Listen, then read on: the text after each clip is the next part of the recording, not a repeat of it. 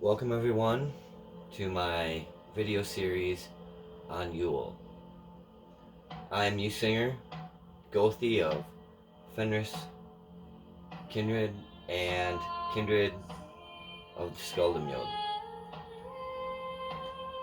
Today I'm going to be discussing Mother Nights, the beginning.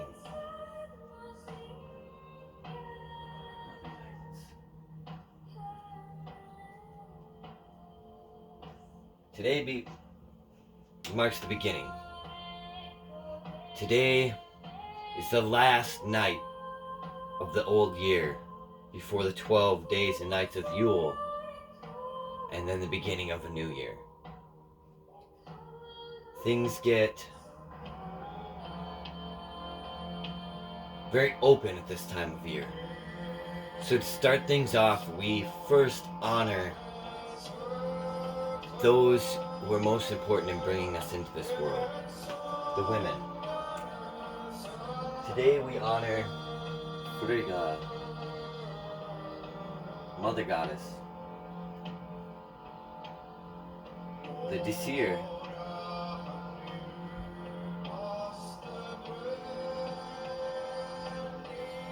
and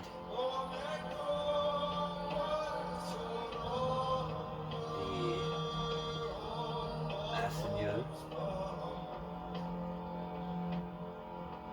and your family.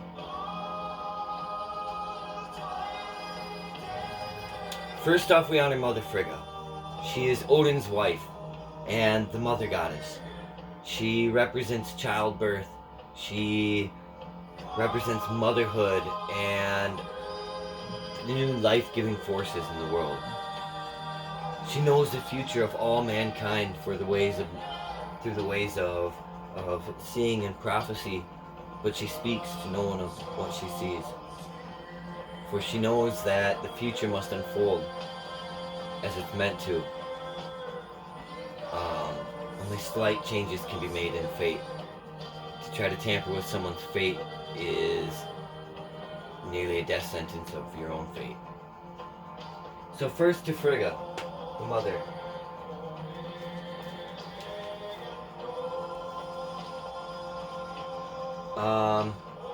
She's called the Queen of the Heavens. She's the mother of the fair and beautiful god Balder, who could do no wrong, whom she tried to protect from harm. In one of her main stories, she goes and asks every creature, every plant, every being on earth to promise not to harm Balder, for she had foreseen in her head the death of her son, her most beloved son. Well, she asked everything but mistletoe, because mistletoe was so young in the world, and she didn't think it could harm anyone at all. Well, it goes that the gods would make sport of Balder and his invincibility, until one day Loki tricked Frigga into revealing that the mistletoe was the only thing she hadn't asked to promise not to harm Balder. And so Loki fashioned a dart out of mistletoe, gave it to Balder's blind brother Hoder, and guided his arm and aimed him, telling him that he should be as much a part of the sport as the rest of them. The mistletoe poisoned and killed Balder, and Frigga went down to hell, to the underworld, and she begged and pleaded with Hela and asked the goddess to release her son. And Hela said, if every creature on earth weeps for Balder, I will release him back to you.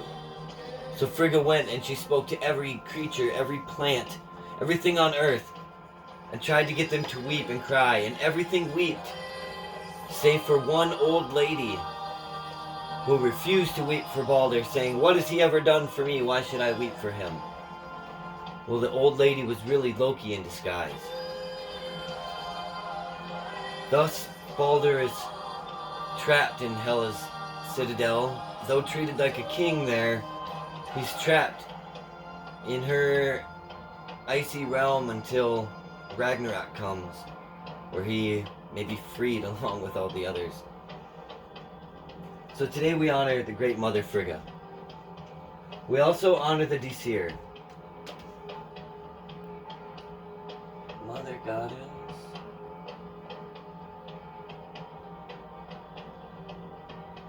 dead female ancestors.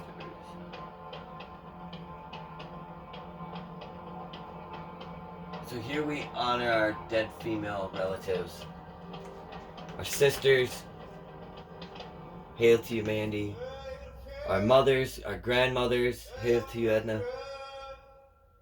Great grandmothers, aunts, female cousins, any who have passed before us. We hail and honor them today.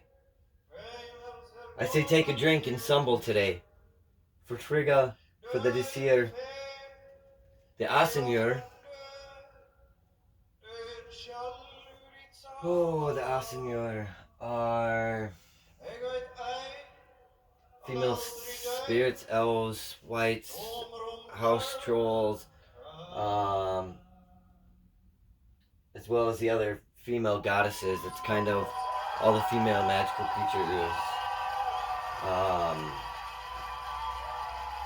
guess we honor all the females today, as well as our family who are females, the relatives, and just the fact that of closeness that we have our families and we're together. Today I'll talk a little bit more about some of the other goddesses as well. We have Freya, who is goddess of fertility. She's the most beautiful. She's revered as the bride of the Vanir, the nature goddesses and gods.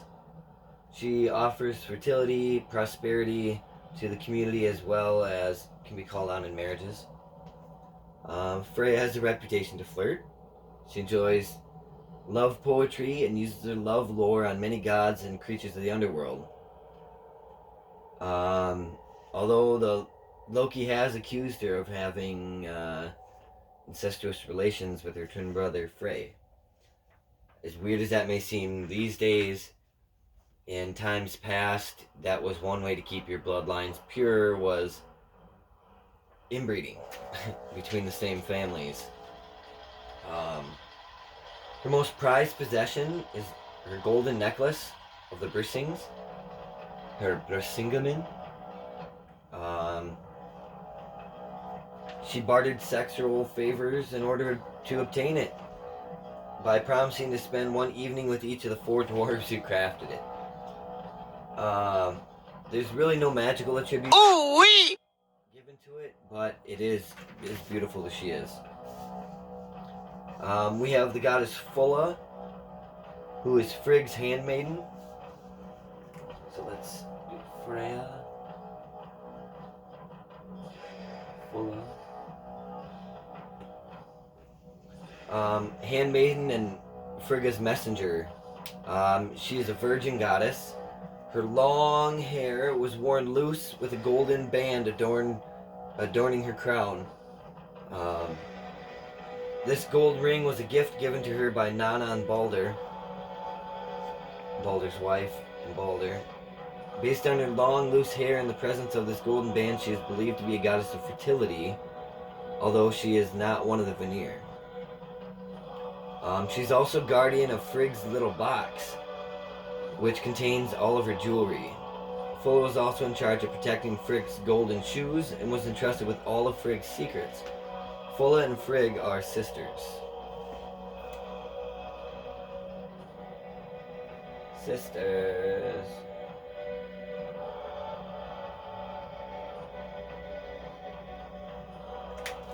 Okay, we also have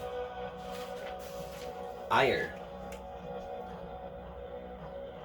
I got a lot in touch with æsir when I first got into healing work. æsir is a goddess of the æsir who possessed superior knowledge of the art of medicine. She was a healer, and really wise. As a physician, she collected samples of medicinal plants and herbs known to cure ailments, diseases, and wounds. She was said to teach her healing lore to women who were at the time the common practitioners of this art in the northern regions. She lived in Lifjaberg, the Hill of Healing. I'll spell that out for you.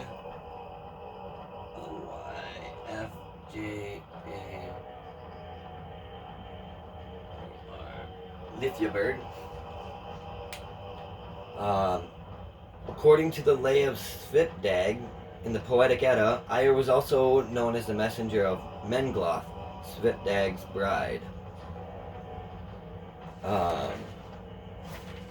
We also have Gefjon,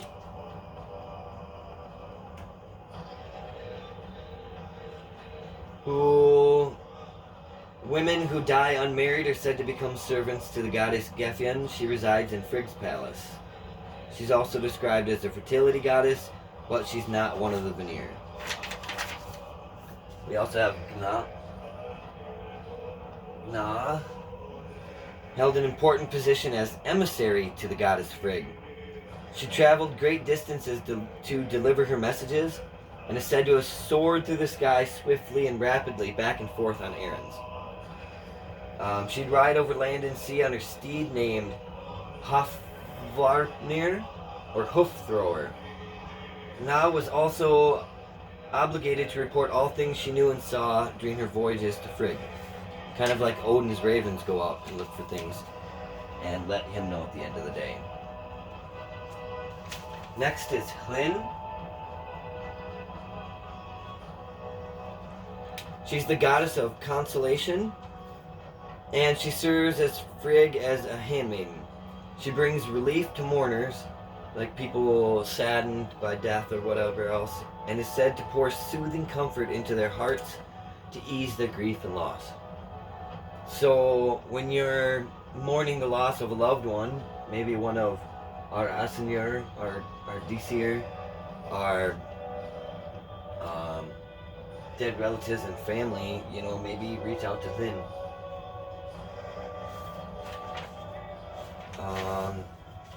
One of my favorites,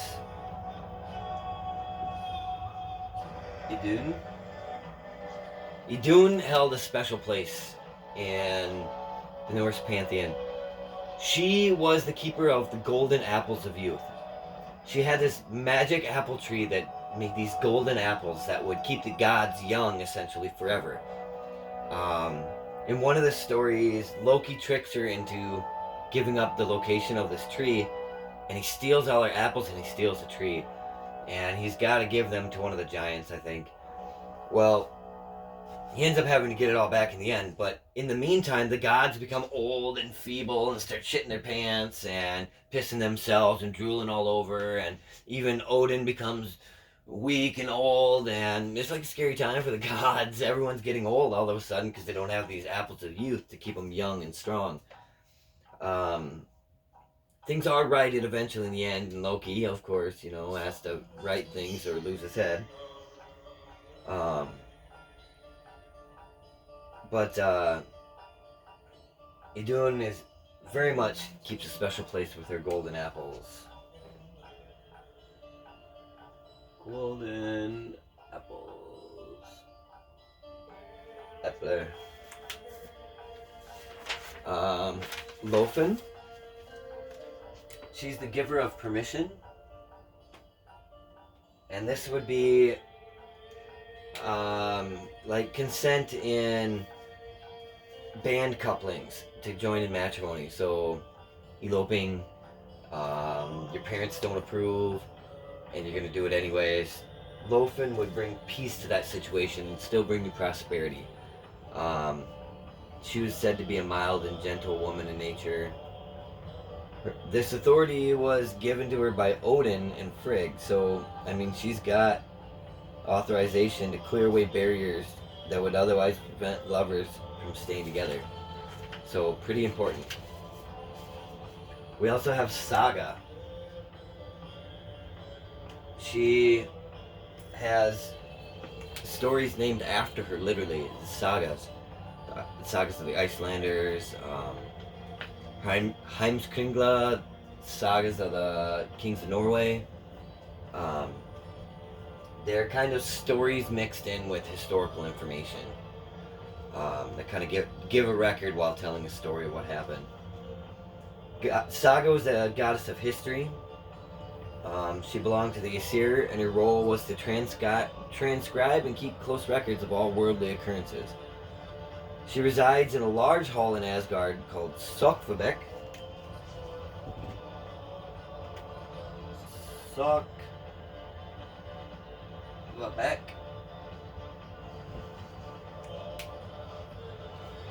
Located underneath a babbling river. Here, the walls on all four sides ripple with the intoxicating waters, or mead. She drinks daily with Odin from these waters out of the golden goblets. At one time, she was Odin's bride. So, oh, Odin. I still love you, Frey. Sjófn. She's another goddess of the Aesir. Her primary function was that of matchmaker. Her role was to direct the minds of mortals towards thoughts of love and passion. From her name, the word Sjófni, meaning love, is taken. She's said to bring together lovers otherwise forbidden to join in marriage. So we have Snotra.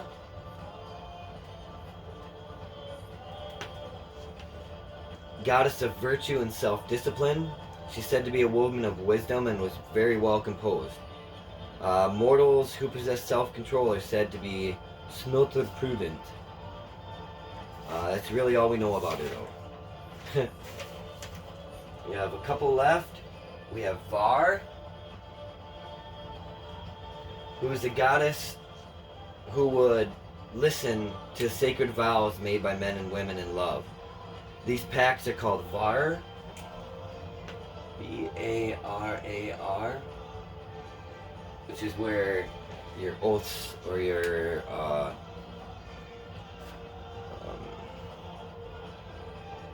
vows come from. Your marriage vows, Var vows. Then we have Vor, who is a goddess of self-discipline and faith. Her foresight was similar to that of Sirius, for she knew that all would occur in the world. She possessed great wisdom and was a truth seeker. Nothing could be kept secret from her because she had the ability to obtain all information. Wow, I wish I could do that. She's said to be a great woman, said to grant women awareness of things and events to come. So if you're getting prophecies and things, she's the one who's probably sending them to you, and probably for a reason. I would pay attention. And that would be it for today. These are the main goddesses of the Aesir and a couple of the Vanir. Download the app today and get a trial of Music Premium. Hail to the goddesses. Hail to Frigga. Hail to our disir, to the Asynjur, to our family, to our female relatives and friends. And hail to kindred. Odin, Balder, Freya, Thor. Hail kindred. May we all stand united together and bring back the old ways. So throw up a toast to Mother Knights. And Happy Yule come tomorrow. Woo woo!